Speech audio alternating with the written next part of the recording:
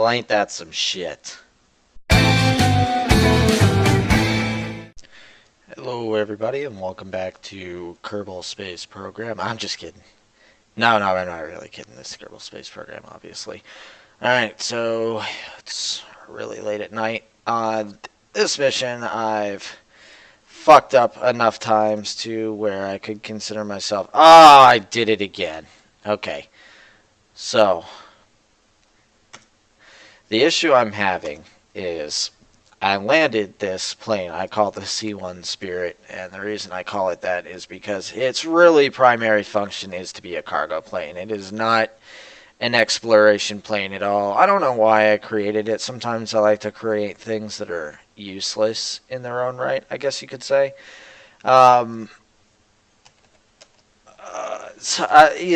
It's weird. I like how things that I do in this can lead to different kinds of it's like a weird creativity that you actually get to live out. So, and that's what I love about Kerbal Space Program and similar games like this. So, I've flown a version of this there already, so I know that this plane flies. I extended the wings out here, and I decided I would keep the engines. Oh, we'll see how that goes. I'm going to run a test flight before anything. So there's a C1 Spirit that's there, and it had 4 large engines, like these, that are currently on... Oh, God. Or, sorry, not 4 large engines. It is 4 small engines. And this one's going to have them too. Or at least maybe have them moved in a bit. I moved the wings down just a smidgen. It'd be cool if they made 2-stroke fucking aircraft. I don't know. It would never happen, obviously, because we've gotten into jets. And yeah, there's some props, but they pretty much all universally use a radial engine.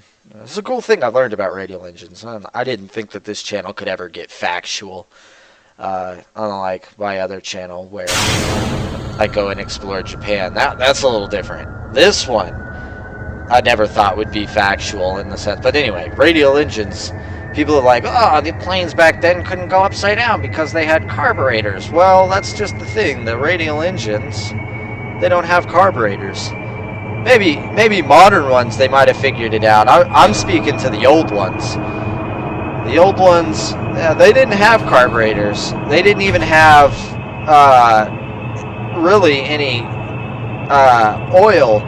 The oil that it had was put on or put in the engine before takeoff, before flight. So when you flew the next day, it had to be re-oiled. And I can't speak to, again, modern times, but I can speak to World War I guess Battlefield right now is one of the more popular games out. I play it and I enjoy it. Now, could that go upside down? Yeah. Did the people flying them go upside down? Yes and no. It would be like one of those things. They'd go upside down, but the wings, they were made out of fabric and wood, and they could handle, like, I'll give you a good example with this plane. When I pull up, you can see the wings flex upwards. That's definitely a positive load. The plane's having to handle all of its fucking weight on the wings. I can't show you a negative load, but a negative load is the exact opposite. When you're upside down and the plane has to handle all of that weight on an area it's not designed to handle. And that's where the issues would come across for pilots at that time period. Oh yeah, see them?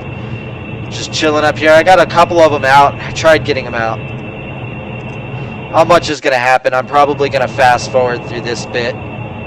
So I'll see you when I get there.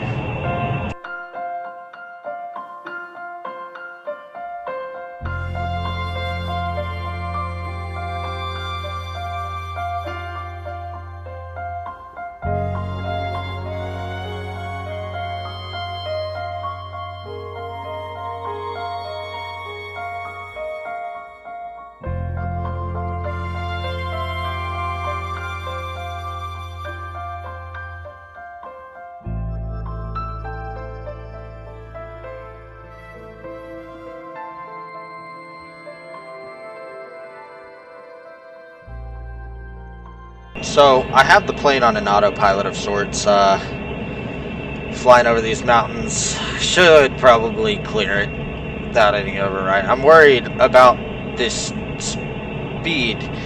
It's pretty slow. This plane's incredibly slow. Oh, Jesus, the lag for no fucking reason. Anyway, it's just 64 gigabytes of RAM and a 1080 shouldn't lag on any game, but I guess it still happens, so... Especially, you can run games in 4K, and I can't run this game. I'm talking shit. I love Kerbal Space Program. Anyway, so the plane is incredibly slow, and the reason I went for a slow plane was it's got good gas economy because of I'm not sure what pilots call it or aeronautical engineers, but these engines, they don't take a whole hell of a lot of fuel. I mean, yeah, these wings right here are completely loaded up, and I believe, yeah, this guy right here is a tank in itself. So you've got a lot going for it. You definitely do. The engines, though, in reality, don't. The plane you're going to see when we land was a 4-engine design originally. When I first built the plane, it had 4 engines. It did not land with 4 engines. Well, it did. It touched the ground with 4 engines. It didn't stop with 4 engines. So, I'm hoping that these engines aren't going to be too low. Although I'm not going to count out the possibility of that happening. You know what? Yeah, there we go. Now we look like a plane. We look like a space shuttle. Now we look like a plane. So, I'll report back to you guys for the landing. God, you know what? I don't think this game is a true simulator style game, if you ask me. You know, here I am, chilling in a plane for... I got it on ×4 speed, but I've been... Yeah, there you go, at the top left. It just... I don't think that displays the exact amount of time I've just been fucking sitting here staring at my plane while it flies to its destination. I will say that this is a much better improvement off of the 4-engine design of the original C1 Spirit I built. Now, that C1 Spirit I don't think is a real plane. I'm sure the C1 is. I decided to call it that for my space company, if you will. So, even though it isn't really a space company, it's just got a nice airstrip. I like to build planes. Something I've always done. I do it in Besiege as well. But anyway, yeah, it's a really good plane. Obviously, you can see it in the wings there. Needs a little bit more structure, or at least a little more support going on there. But I don't... Well, the original C1 Spirit, I don't think this was as good as of a flight. I think with the 4 small engines, I did better on gas, but, you know, we could look at the map real quick. You could barely... Oh, shit. You could barely see it. But once I pass this little area here of water, I start setting my direction more accurately for where I'm going to land. It appears over the horizon. You know, although it's... Let's be honest, this is all just a myth. The Kerbin is flat, right? So anyway... Gonna come across that ridge line. We'll be in a pretty direct path to where we need to land. So again, oh, the frames. Anyway, I'll get back to you when that happens. Y'all can tell the level of north I'm getting here. The fact that it's apparently not even 1 o'clock in the morning. Ooh, plane's getting a little wiggly waggly. Oh yeah, oh yeah, oh that's bad. That's really bad. Oh, come on, come on. Oh, I'm glad I turned it on right here. Oh! I think the autopilot, I'm gonna put it on stability assist. It's stable again. Alright. Yeah, we need to start losing some of that altitude. I think the air's too thin, but... Man, look. Look at that. See, that's the thing. This is an entire world.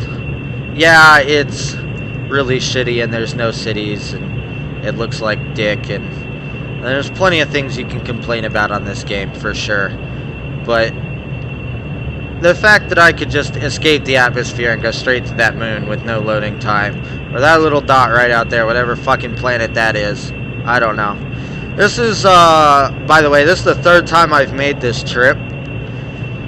So, basically what I'm doing, I didn't really explain it too well. Oh god.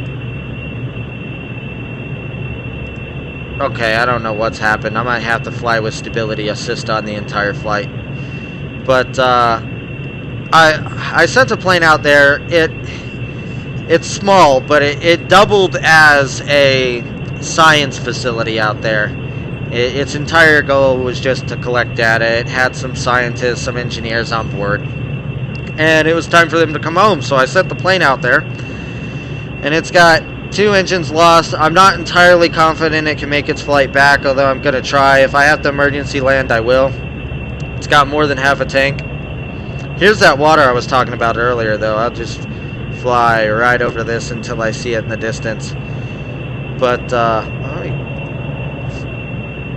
yeah, there we go. I'm gonna get there soon now. Oh, Jesus. Oh, Jesus. Oh, God. Oh, no, no, no. Alright. Ah, there we are. Alright. We've lost good altitude now. I'm comfortable with switching back to normal. But why? Why is normal doing that?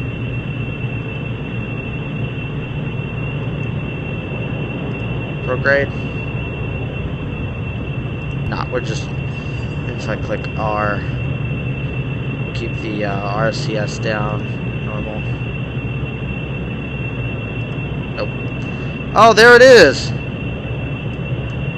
Turn it off, normal. Okay. So soon we'll see the destination in the distance. I'm glad y'all get to see this. This is my favorite part of the flight, is crossing this little strait and waiting for the beginning of the North Pole. It's not too incredibly often that I get to I've done this trip. Usually I just fail trying to get to the moon and I end up sending Kerbals out to their death. But it is nice having an opportunity to get to do this right, I suppose. And I'm sure the Kerbals are going to look forward to a nice warm flight back. I'll get back to you when I get down to the landing. This is going to take quite a lot of time. There they are in the distance. So I definitely have enough fuel to get back. I can't figure out why the plane's so imbalanced. I have to imagine it's because of my fuel placement. I'll probably change that after landing. It flies pretty well with RCS on, so I'm just gonna slowly come down to the surface a bit, lose some altitude, and just graze the top. I've got enough fuel to where I'm not scared to do that. Although they are coming pretty quick. I wonder what their distance is.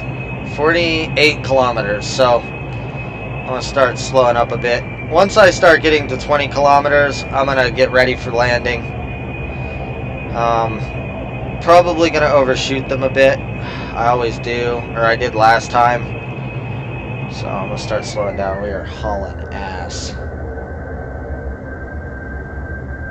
Yep, I'm going to go down to regular speed. We're 1,000 meters off the ground. So really want to start slowing down. Once we get 500 meters, that's when I usually enter full anal puckerage.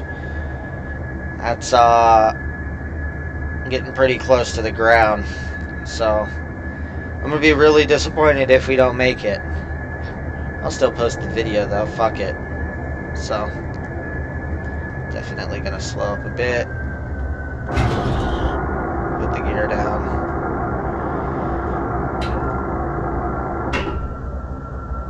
Gain some altitude so we can lose some of this speed. If anything, I'll just end up taxiing at 4 times speed all the way over there. We are certainly close. This is another thing, like, seeing the texture of the ground is very difficult unless you're, like, right on top of it. I'm gonna give the engine some speed, that way I can pull up Here we go. Oh shit, the ground came a lot sooner than I had expected. Come on. Kill the engines. Last bounce. Brakes. There we go. There we go. That's a successful landing. I didn't lose any engines. The plane's not wibbly wobbly. I'll accept it. I'll definitely try and get closer. Let's amplify the speed so this goes quicker. Ooh, gaining too much speed. Honestly, if you're taxiing at fucking 63 meters a second, you're doing something wrong anyway. 2 kilometers away. You could start to see them in the distance. Here we go. Landed early, but I can't complain. When you make it, you make it. You know, the plane is there. Yep, you could definitely start to see the error of my ways here. Look at that. So, I said before, it had 4 engines. It's much smaller now. I still hold to that. Oh shit. Brake, brake, brake, brake, brakes, brakes, brakes. So that small plane was supersonic and it flew over here, and I made the mistake of not going full speed while in the skies, and it didn't necessarily make it. Let's take a look at this other C1 Spirit here, just so you guys can get a good idea of the things that I changed to make this trip easier for me. So again, it had 2 of these engines and a smaller wingspan, so I added more wingspan, more control surface. We'll go ahead and turn these 2 off. Engine's good. I'm gonna go ahead and kill him.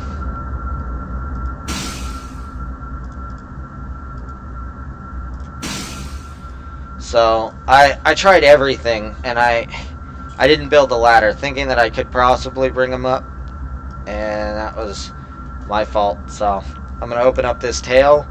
I'm gonna get them transported in here, and I say it again, I'll be back when I get all the Kerbals rescued, or the Kerbals rescued. Motherfucking glitchy ass shadow! Look at that shit rolling up on the top of the plane like that.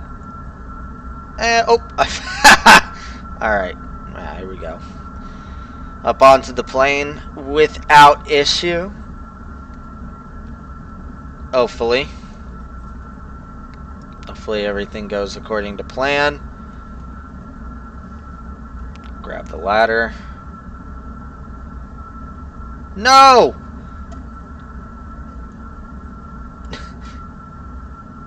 Alright, here we go.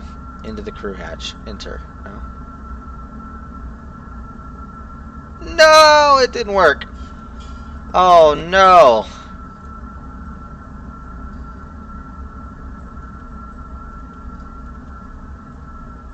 Alright.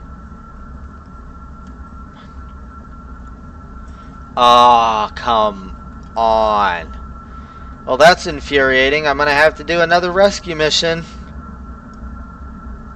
Well, maybe not. Well, I'm gonna see if I can fit all the Kerbals into the cargo bay. Let's see how that goes for us. If we take some losses, I think that'll be okay. So, a bit of a progress report. This fucking sucks, and I'm glad you don't have to sit through it. There it is. So, I'm loading them into the back of this plane, and I am getting pretty close to running out of room.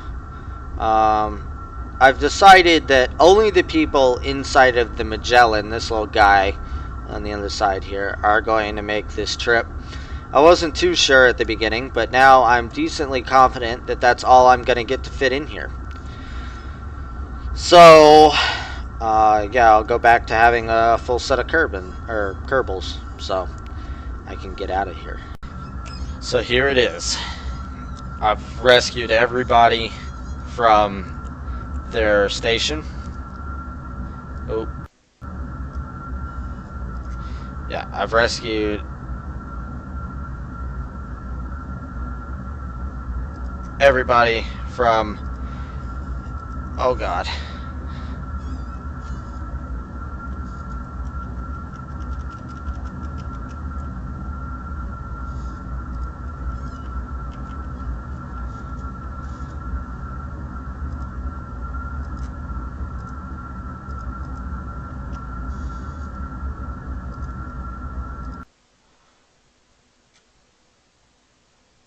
Well, ain't that some shit?